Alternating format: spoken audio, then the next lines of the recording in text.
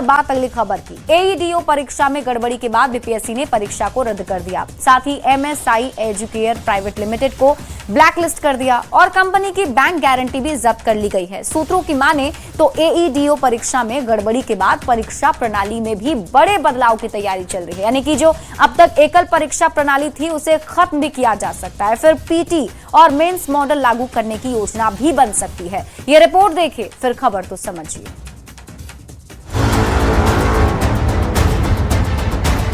एईडीओ यानी सहायक शिक्षा विकास अधिकारी। एईडीओ की परीक्षा में धांधली की बात सामने आने के बाद बीपीएससी ने सभी 9 पाली की परीक्षा को रद्द कर दिया है। परीक्षा में धांधली की खबरें न्यूज 18 पर प्रमुखता से दिखाए जाने के बाद बीपीएससी ने परीक्षा रद्द करने का फैसला लिया।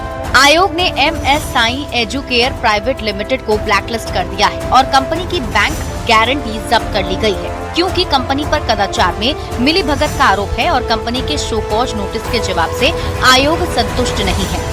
तरफ जहां आर्थिक अपराध इकाई एईडीओ को लेकर एक्शन में है, लगातार कई कर्मी जो हैं रडार पर हैं, वहीं दूसरी तरफ बीपीएससी ने भी एक्शन लिया है।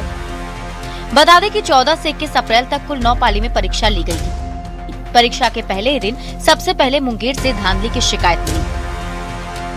हाईटेक डिवाइस के जरिए नकल की बात सामने आई और इस पूरे मामले में बायोमेट्रिक अटेंडेंस वाली company MSI educare private limited के स्टाफ की भूमिका ही संदिग्ध पाई गई, जिसके बाद जांच का दायरा बढ़ता गया और आरोपियों की संख्या बढ़ने के साथ साथ हर दिन इसमें नई कड़ियां जुड़ती चली गयी। पूरे मामले में 6 जिले में 8 एफआईआर दर्ज की गई, 32 को गिरफ्तार किया गया। इन सभी से पूछताछ के बाद कई अहम जानकारी सामने आई, जिसके बाद आयोग ने परीक्षा को रद्द कर दिया। एकल परीक्षा प्रणाली के तहत अब तक टीआरई 1, टीआरई 2 और टीआरई 3 में जो अभ्यर्थी शामिल हुए थे वो शिक्षक बने, उन्हें नौकरी लगी। लेकिन अब जो टीआरई 4 में शामिल होंगे उन्हें 2-2 परीक्षा से गुजरना होगा। इसके साथ साथ जो परीक्षा एईडीओ जिसमें धांधली और गड़बड़ी का आरोप लगा है, जो परीक्षा रद्द हुई है, इसमें भी अब पीटी और मेंस लिए जाएंगे। सूत्रों की माने तो एईडीओ परीक्षा में गड़बड़ी के बाद परीक्षा प्रणाली में बड़े बदलाव की तैयारी है। एकल परीक्षा प्रणाली खत्म करके अब पीटी और मेंस मॉडल लागू करने की योजना है।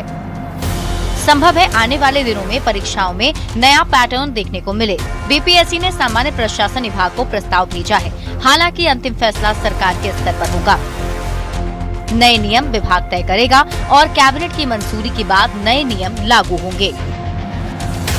एईडीओ परीक्षा में गड़बड़ी के बाद एक बार फिर बीपीएससी सवालों के घेरे में है। हालांकि परीक्षा रद्द कर दी गई है और आने वाले दिनों में परीक्षा फुल प्रूफ बनाने के लिए परीक्षा प्रणाली में बदलाव की तैयारी है। न्यूज 18 के लिए पटना से रजनीश कुमार के साथ ब्यूरो रिपोर्ट।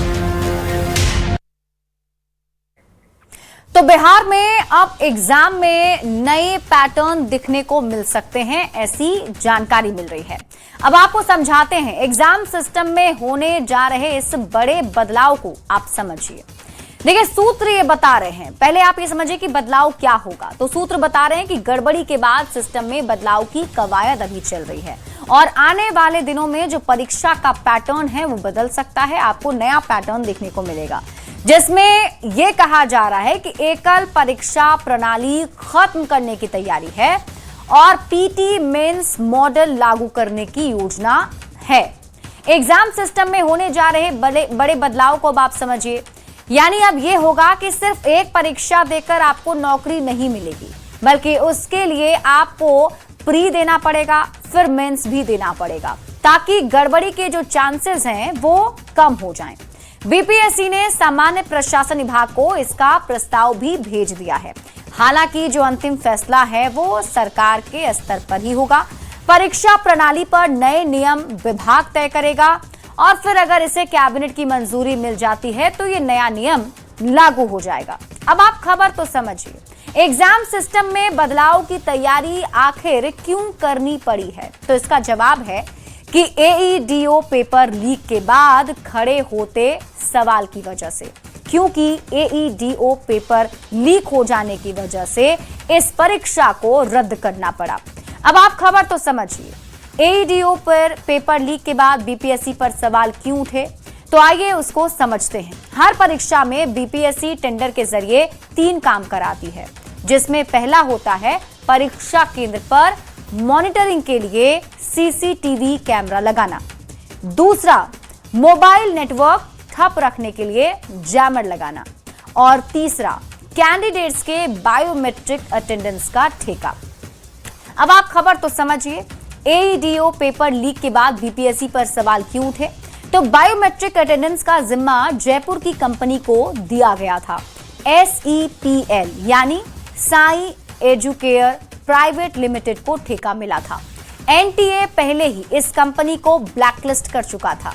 अक्टूबर 2025 में ही उसे टेंडर से बाहर किया गया था, लेकिन फिर भी बीपीएससी ने इसी कंपनी को एक बार फिर से ठेका दे दिया।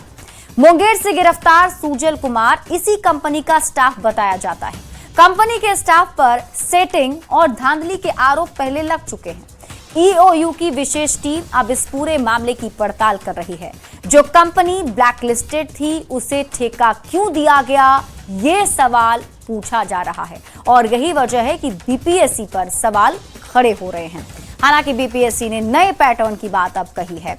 बढ़ते